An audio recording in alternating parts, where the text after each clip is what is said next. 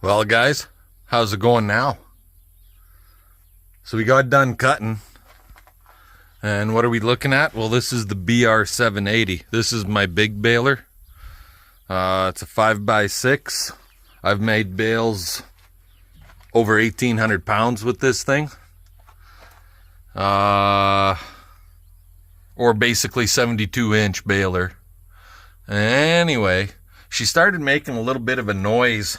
Couldn't really hear it from the cab, but when you were not in the cab, you could hear it, and I couldn't figure out where the fuck it was from. Anyway, I believe I just figured out where the fuck it was from. So, right up there, see that sprocket right there? This drivetrain goes around that sprocket up there. Well, it's that bearing. That bearing is shot out of her. And I hope that we didn't bugger up that shaft on there. I was just greasing it all up, getting it ready. I don't know if we're going to be able to bale tomorrow or not. But right now we can't bale because I need this sucker running. Simple as that. So, we got a job of ripping it all apart. And it's after 6 o'clock. So I'm not going to be able to order parts now. Oh, shit. And this is an ugly job because the proper way to do it is this shield right here. You got to take that off and then you can get to all that stuff up there. It kind of sucks, to be honest. It kind of sucks. Yep. Anyway, no time like the present. I guess we'll just get at her. Talk to you guys later. Alrighty guys, so when you go to do this, you got to changing out what I believe, it's hard to see right now because I got to get in behind all this stuff. This is your clutch assembly for it kicks out and basically the drive roller stops turning when you open your tailgate. My little baler, it continuously turns when the tailgate's open or shut. But this one, it stops turning when you kick your bale out.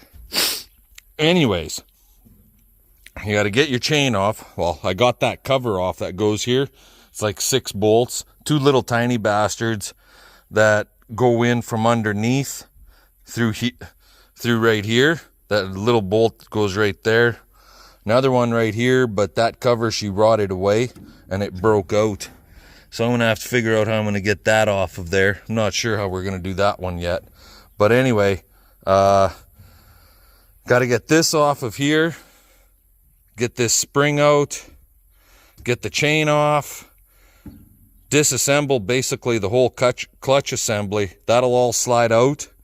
And then we can get to our bearing behind. The bearing itself shouldn't be all that big a deal. 4 big bolts on the bearing housing. And that should slide right off, providing the shaft isn't fucked. If the shaft is fucked, then it's a matter of replacing the whole drive roller, and that's not going to be fun. That's going to be a very expensive friggin' bill. Anywho, we got to get that chain off, and then I'll worry about getting all of this stuff off, I'm thinking. I'll bring you guys back later. Alrighty, guys, so you get your chain off. And in our case, because I got up here and I was working on this closer in depth, I found out that the little rollers, these little guys right here, I'll show you. I've never checked them for as long as I've owned this baler, but the one disintegrated. It's right there. Wasn't even on. It just blew apart. The other one's got flat spots on it really bad. See that? So, might as well grab a couple of new ones of those.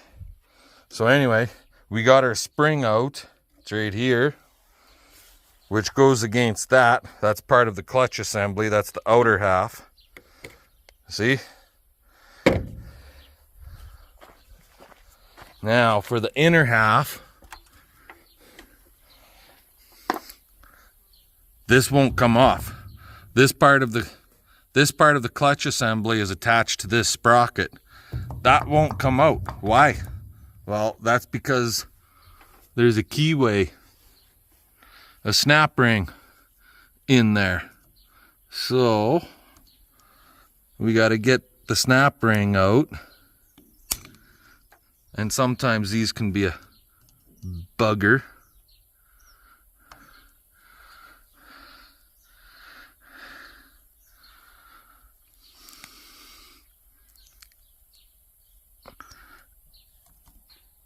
And get one side.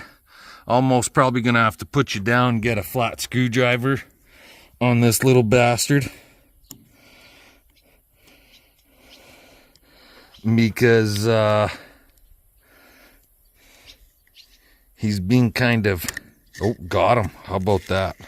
See, just ever so careful. Now watch me fucking fling him off into the fucking sky and lose it altogether. There, got him out. I got a feeling I'm gonna have to pull this part off too. I don't really want to, but I think we're gonna have to, because that sprocket ain't gonna come right there, see? So we're gonna have to, god darn it, anyways. I'm gonna have to pull this bolt right here out to this, take this spring off, pull the bolt, and then I'll be able to get the sprocket out. And then we'll be able to, and yes, it is, see that?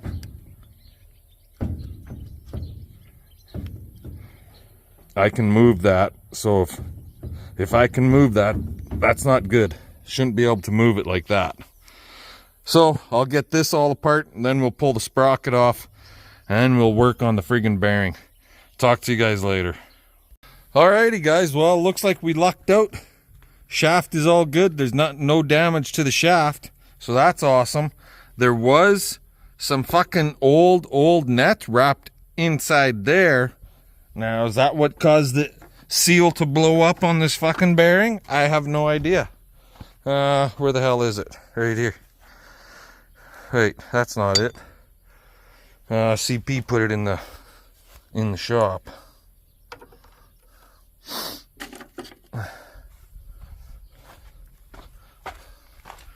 What a mess. Friggin' crud everywhere.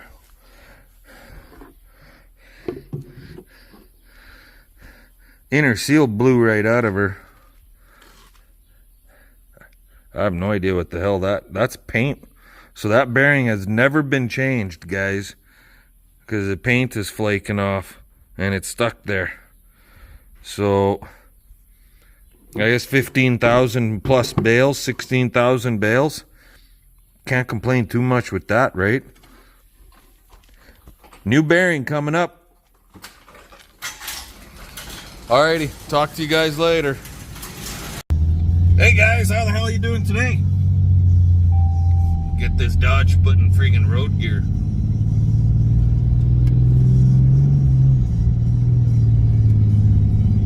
Just leaving, just nicely left Mazer Group. Picked up our parts that we need. That bearing and those cam bearings for the Declutch fork.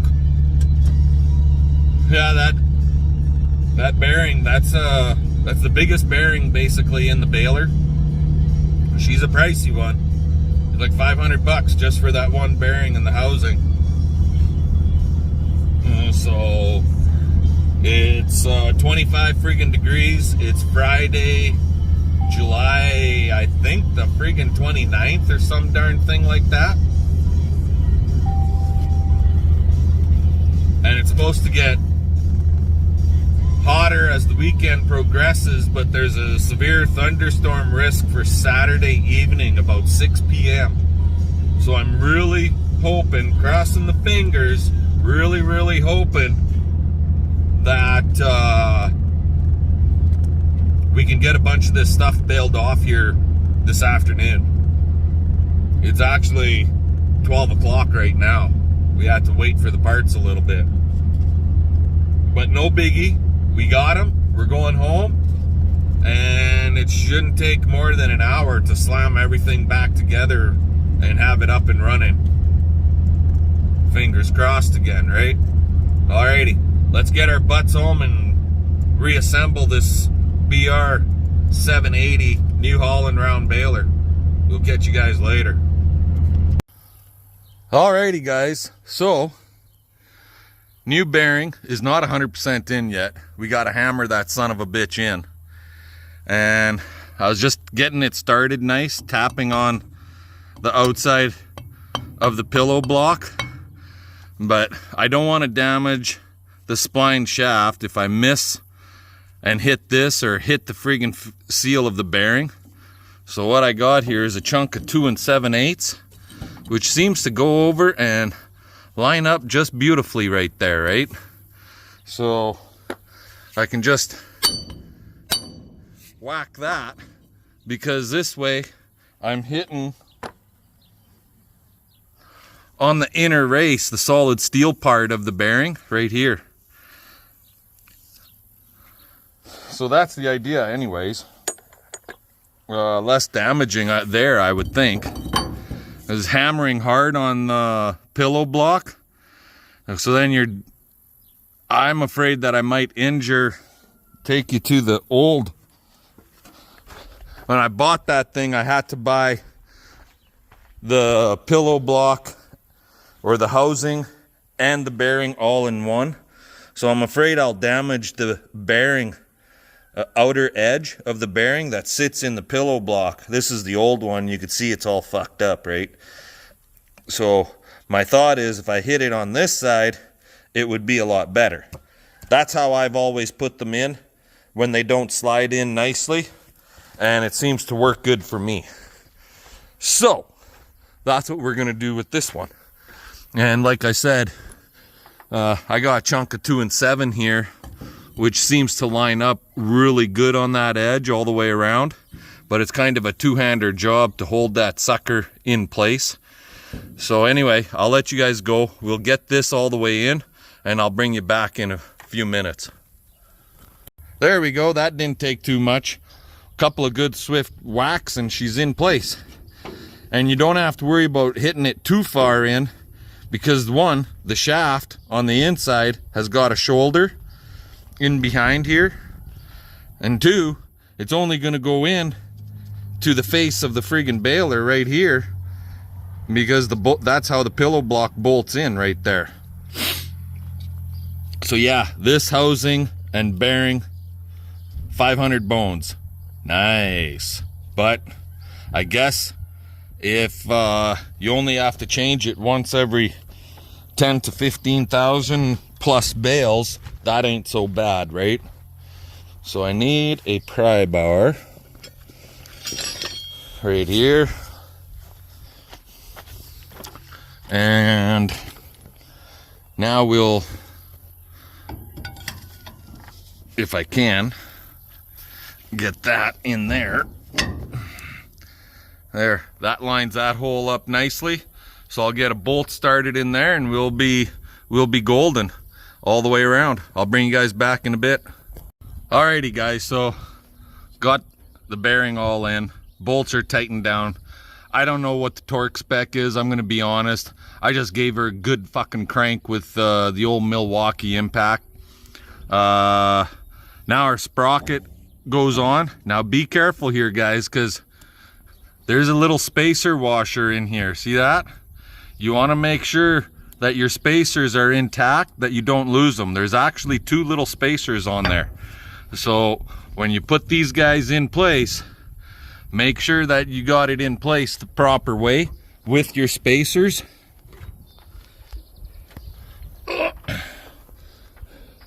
And she basically butts right up against that collar on the inside like that there. Now you can see right there that little groove in the shaft. Right at the tip of my finger there. That's where our snap ring has to go. And that snap ring, you guys saw me taking it off yesterday, is right here. This little guy. This is what holds all of this gear and inner half of our Declutch in place. Right there. So I'm going to work at getting him on, and then we'll work at getting the outer half of the Declutch assembled. Bring you back then. And we're back. So I'm having issues with the phone here, guys. So here's the outer half of our Declutch. So with the Declutch fork, it puts pressure on the backside of this right here. It's all spring loaded. So when you open your tailgate, it pushes this out, and then the roller stops turning. And then as you close the tailgate, it releases the pressure on the fork, which allows this to slide back in because it's spring loaded. And as it turns, it catches and it'll mesh up just like that. And that's when your drive roller engages again. But if you guys remember from earlier in the video, which was actually yesterday when I was tearing this apart, I found that my rollers for my Declutch that go inside here, one was blown up and the other one had a flat spot. So I got new rollers, and I'll show them to you here right away. They're right here, these black guys. Now when you get these rollers, they come with the roller, this cam roller, follower roller. They come with the bolt assembly, but they do not come with the spacers or the nuts. You pay extra for those. In our case, Mazer Group did not have any spacers in stock. Good thing I saved my old ones, and I sure as fuck wasn't paying $3 for a goddamn nut for each one, when there's nothing wrong with these ones, right? So we're gonna get these installed on that fork, get the fork installed properly, and we'll be back as soon as that's done. Okay, so with these cam follower rolls, make sure you put your spacer in between the roll and the fork. Nut goes by itself on the outside, it's a lock nut. Then the clutch goes on over top.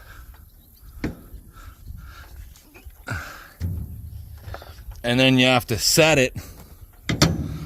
See how that cam follower, she's hitting the inner fucking clutch. So we may have to fucking take it out and change our spacers and put them to the outside. On the old one, it was on the inside. So to me, that doesn't make no god darn sense, but like even here, it's on the inside. And when I took it apart, it was on the inside. And now I look, see that, guys? Me made boo-boo. We gotta put it on the outside. But that's no biggie. You just pull the fucking nuts off, take the spacer, put it on the outside of the fork, and we'll be good to go. So I'll get that done here right quick and bring you back. Alrighty. Got that all fixed up. See, it clears now. Now for the hard part. This spring. So he goes on right here. Now if I can do this without dropping you guys or any of my parts, and that nut goes in there. So you gotta compress that spring and get that fucking nut all the way in there like that and screw it in. And that's what holds everything together, is that greasable nut. That greasable nut pushes grease into the center of the shaft, which greases this kick out, this Declutch right here. Greases the hell out of that, and I generally grease the believing Jesus out of it. So it's gonna take two hands, so I'll get that started in and done, and we'll see you shortly. Alrighty, I hear noise. CP went raking, and she's back. Now she's in the Bobcat, moving dirt around. Anyways, back at this. So our clutch assembly is all assembled. Our grease zerk with greasing tube is all back installed. Everything is put back together up there. Now it's to hook the chain up. And all that is, because it's a heavy duty 80 that I'm running on here. So just gotta bring the two pieces together and join them up. I did not loosen the tension off. It's all spring loaded, so I just pulled it by hand. and yahoo, it worked, right? So I'll get that done. Then we're gonna get to I think I'll fire it up and run it a little bit and grease it up really good with it running. So we'll bring you back at that time. Alrighty guys, well, she's sounding a hell of a lot better than it did, I'll tell you that much. So we'll just oil up some chains here. Give them a good dose. This is used hydraulic oil. I could do engine oil, it would last longer, but this is what was in the bottle for now. Do the inner one.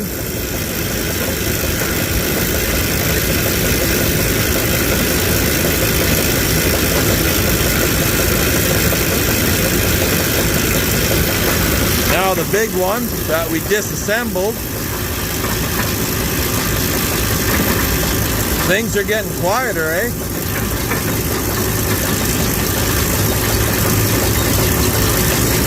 Some guys say they don't bother oiling their chains. Some guys say, oh, just spray them by chain lube spray. Well, why waste the money with the chain lube spray when everybody has a ton of friggin' used oil kicking around, right? There. Everything's looking and sounding good now. Just what you want to hear. Alrighty, there you have it.